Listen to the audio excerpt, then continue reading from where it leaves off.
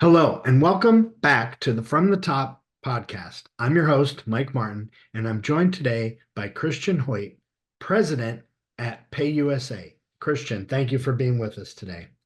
Hi, Mike. Thank you very much. I enjoyed joining you.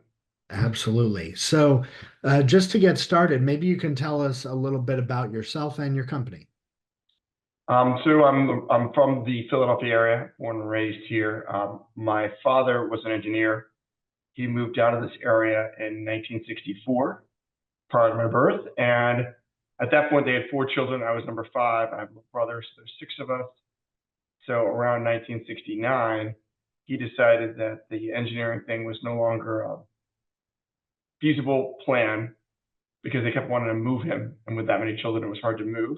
Hmm. So he went to an entrepreneurial fair or a franchise fair, really, Hmm. and he was looking at a variety of things. The two that were the final options back in 1969 were either computer training, which sounds kind of interesting considering it was 1969, Yeah. or payroll. And the guy that was selling him the payroll um, franchise was said to him, the beauty of payroll is that if you sell it once, those clients kind of tend to stick around. Mhm. And whereas with the computer training, you're kind of always having to get new users every cycle.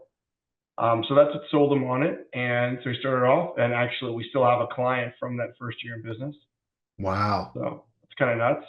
It's kind of interesting. That company itself was an engineering firm. So, Okay.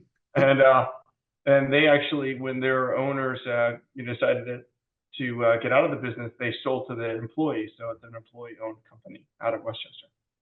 Um, Incredible. yeah, so that's kind of how it started. To make things more exciting, 6 months after my father had purchased the franchise, the franchisor went out of business. Um, and but at that point, as they used to say for the old explorers, my dad had burned his ships at the shore, so Hmm. he was committed. The other people that were with him and that had been distributed different areas of Philadelphia, they decided that was too risky, and so they gave their total of five clients to my father, and he was off and running, and that's how it all started. Wow. So, it's no longer a franchise, it's just you?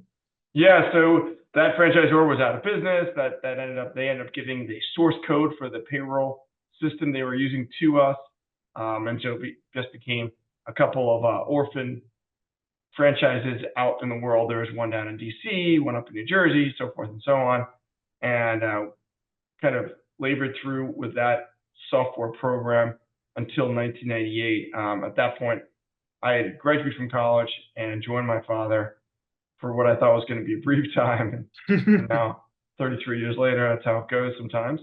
But Yeah. yeah, he was in need, so I had studied history in college, so I was intending to be a teacher, and I had actually got a teaching job, but I had a 1 year layover before that job came to be. So I decided I would go and help my father, and he needed more help than I expected. So um, when in '98 we decided to change our software platform and get away from the thing that was developed in 1969, as you can imagine, it had become Yeah. a little bit outdated, and that really helped us to start growing. And then we did another software change in 2015, which has helped us grow as well. Hmm. I purchased the company from my father in 2004. So, so it's 20 years for me. Yeah, You wow. think about Right. Yeah, 20 years. So really was a family business and it. yeah. Yeah, as it turned out, my none of my five siblings had any interest in joining my father, so none of them chose to come aboard. So when I purchased it, it was just purchased by me to my father, and thankfully, because it can be complicated in families, none of them have any ownership portion. So it worked. Well, that is quite a history. Yeah. So yeah, it's big. When you go 55 years, Right. it works out sometimes. And I will tell you, incredibly impressive that you still have a company or client from that first year. That's Yeah, it's kind of neat, right? Yeah. yeah, very impressive. Um, Awesome. Well, anything that we would find either interesting or misconceptions about, running a payroll business or anything that maybe Again, when I tell people I run a payroll business, it's, it sounds, I was like, don't, don't fall asleep yet, but I would tell you that, there's some pieces to any running a business. I don't think it makes a difference what it is. I remember one of my friends from college, from high school. After he finished business school, he decided to get into the cellar door business. And he's like, it doesn't make a difference what I'm doing. I mean, whether I'm out here and, using my Spanish speaking skills to help my workforce get to work, whatever, it's that I'm involved with a business and I have equity. And so whatever I'm doing is for myself. And if you have an entrepreneurial spirit, which I did from early on, Yeah. I think that's an important piece of it, because you can't really worry about the product as much as, do you offer a product that's better than somebody else? And if you do, then you should be able to sell it.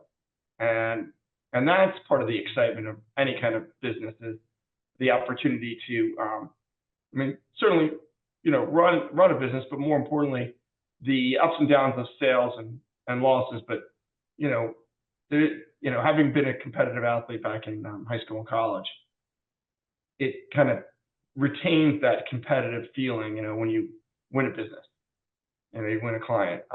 Just makes you feel good. Yeah. Yeah. What was your sport? I wrestled in college. Oh, nice. Nice. So.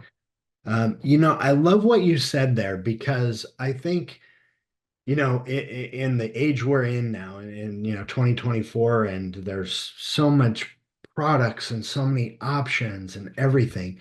I love that that business is business, first of all. And that's really what this whole show is about, right? It doesn't matter what industry or what company we're talking about, who my guest is. This is about the fundamentals of entrepreneurship and business. And when you said, if you have a good product or a product better than somebody else, sometimes I think we forget about that nowadays and all the social media posting and the content. It's really about having a good product that people want. I couldn't agree with you more. The opportunities present themselves in that situation, because as soon as you have that, you really, I mean, I'm an experienced salesperson, but it's a lot easier to sell something when you're like, well, we have significant advantages that we're going to offer to you. That doesn't always work out. Some people, they don't always, follow that line. They want to, they want to have the biggest and the best, or not best, but biggest, perhaps, Mhm. some cases. But we've had success by being able to offer, a great product at a reasonable price. And then the feature of, you can never get away from the personal touch. The opportunity to know your client, and like for them not to be a number, where they feel comfortable calling, you or any of your staff, and not knowing that they're not going to be put through some kind of queue, and their questions won't be left unanswered. Yeah. That's just a big deal. It is. And the evolution of where we are today with the internet and we're a global connected economy, really. I find that, and the more entrepreneurs I talk to, and even in my own business, the ability to see your clients face to face, one on one, be local, be somebody they can get in touch with, not get caught in an endless maze of phone menus. Huge. It's a huge factor.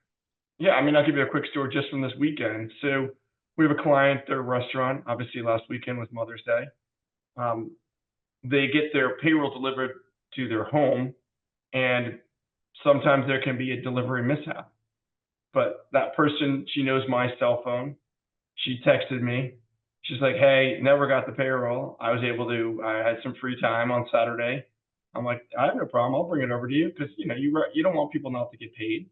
And Mhm. again, it was 5 paychecks, so it wasn't like a huge quantity of people, Right. but those 5 people would really be disappointed if they weren't getting paid when they're working really hard over Mother's Day weekend. Right. Um, Yeah. and so that's the kind of relationship that I want to breed, and it really makes you feel. It just makes you feel good about yourself, right? Yeah. right? It's very encouraging. 100%. Nothing like handing somebody, their payroll checks as really delivering your service. Yeah, no, exactly. Yeah, I mean, it's coming from me. I'm taking on that burden. And I always tell people when, I think that's again another part of the whole process is it's nice to be able to have a connection with the person that's never going to go anywhere. All too often in a lot of different companies, especially the bigger the company, there's going to be turnover. And I say this all the time. The advantage we bring to the table is that our staff, they like what they do. They have a diversified um, list of things that they can do. Mm-hmm. But what it does is there's no, and it's strange, but there's not a really, they're not choosing to come to me because they won't have some career plan of like, I'm going to conquer the world. Their career plan is, I like what I do. I'm good at what I do.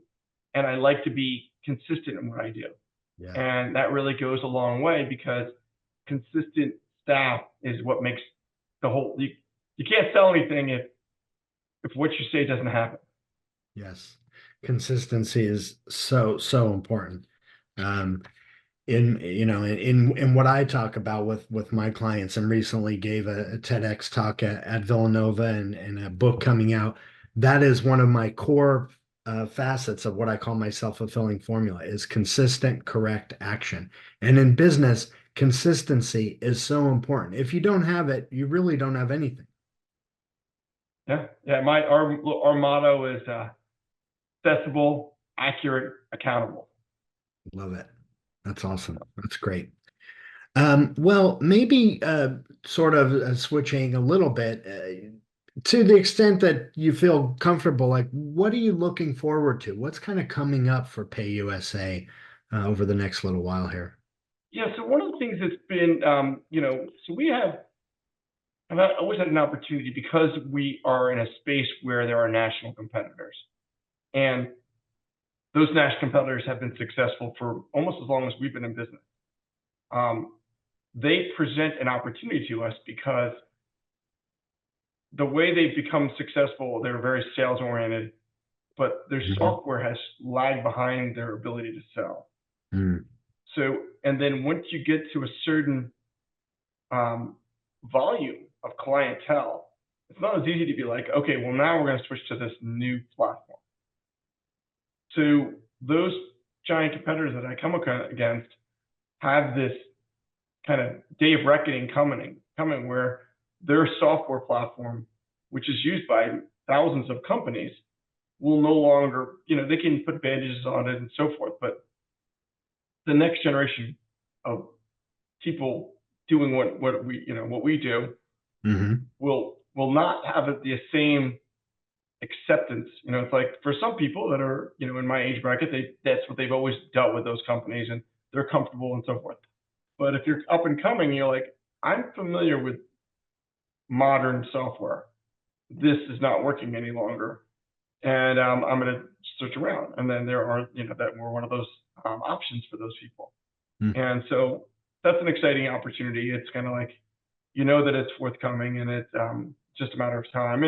And part of what also goes into that is that, anytime you have big companies, you've got service model issues because of the moving up and moving down and so forth. Hmm. So those two things kind of always keep me encouraged and moving forward. And I'm excited to see the next thing. And lastly, I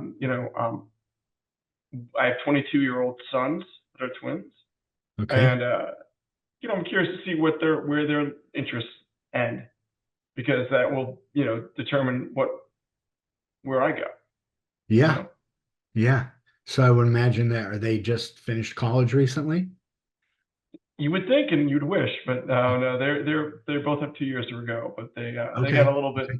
thrown So off they're by in school. COVID and some other things. Oh, right. Yeah, yeah, yeah. That really threw everybody off. So they're okay. So they kind of still to be determined where they settle and everything. Exactly. Yeah. Yeah, But that's I told exciting. them no one's ever questioned your age when you're going for a job. Oh my gosh, you're too old for this job.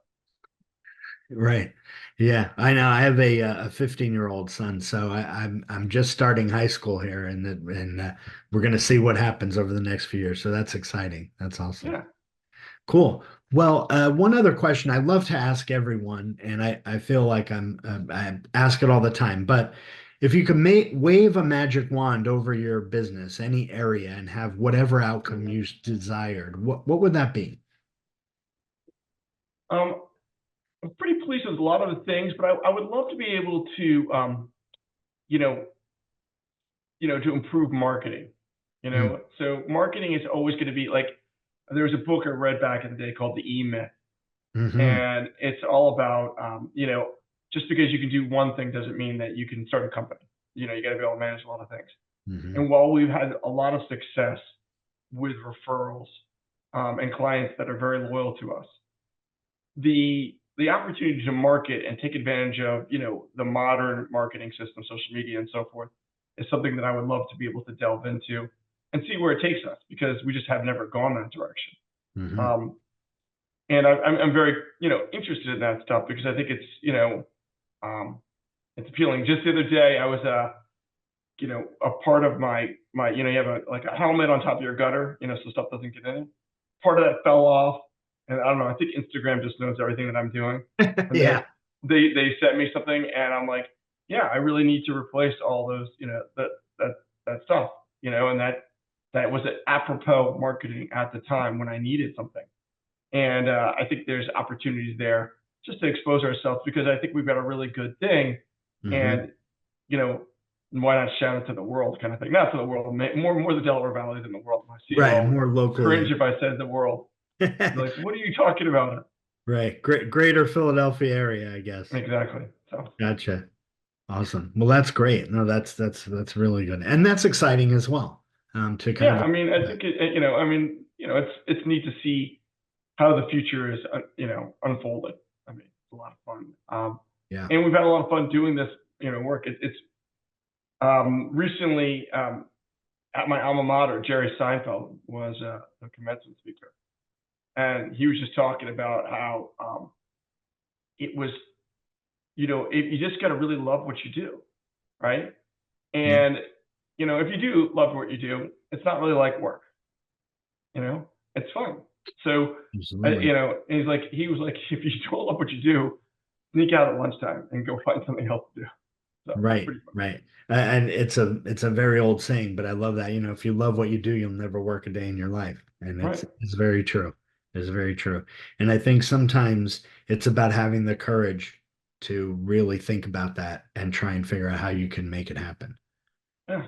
Absolutely. Um, Well, as we start to kind of close out here, any advice you would give aspiring entrepreneur or, maybe somebody who is thinking about going into their family business or anything well, along I those just, lines? I think again, I'm always kind of always look at the thing from a sales perspective. That's just the way my brain has always worked. Hmm. And selling can be so much easier if you believe in what you're selling, Yeah. regardless of what it is. Um, and so as long as you can find that, then whether it might be I mean, you can be just, electrician, a plumber, or a carpenter. I mean, obviously, if you believe in yourself, that's a whole other wonderful part of it too. Right. So, but the freedom of being able to manage your schedule, especially when you have children, to be able to go. I had the opportunity when I was growing up. My father attended all of my events. He Hmm. was at almost every sporting event I ever did. And it's really hard to do that unless you have control of your own schedule. And entrepreneurship really is the simplest way to attain that. Yeah. 100%. No, that's great advice. Time freedom is a huge, huge thing, and I think more of us are thinking about that in general. There's this macro shift that spurred a lot by COVID, perhaps. Can I work in a different place? Can I work from home? Can I have more, control over my schedule? So really solid advice. And I love what you said about believing what you're selling because without that, you can't have that kind of conviction. You really need to sell to make a sale. You need that conviction. Well, this was fantastic. So many great things you said there. Tons of advice and tidbits all throughout that I think other entrepreneurs can learn from. So just thank you so much, Christian, for being with No, us. thank you. I really appreciate the opportunity, and hopefully we'll get a chance we can meet in person. We're so close to each other. Absolutely. So thanks again. And to everyone listening, thank you so much for tuning in, and we'll see you next time.